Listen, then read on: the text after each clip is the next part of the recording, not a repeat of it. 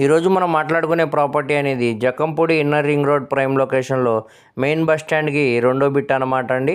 అలాగే 200 ఫీట్ హైవేకి కూడా ఇది రెండో బిట్ అండి. ఇది మొత్తంగా 153 గజాలు అనమాట అండి. దీనికి వెడల్పు వచ్చేసరికి 30 అడుగులండి, లోతు వచ్చేసరికి 46 అడుగులండి. ఇది నార్త్ ఫేసింగ్లో ఉండే స్థలం అన్నమాట అండి. ఇది స్థలం ముందు రోడ్డు 24 అడుగుల రోడ్డు అండి.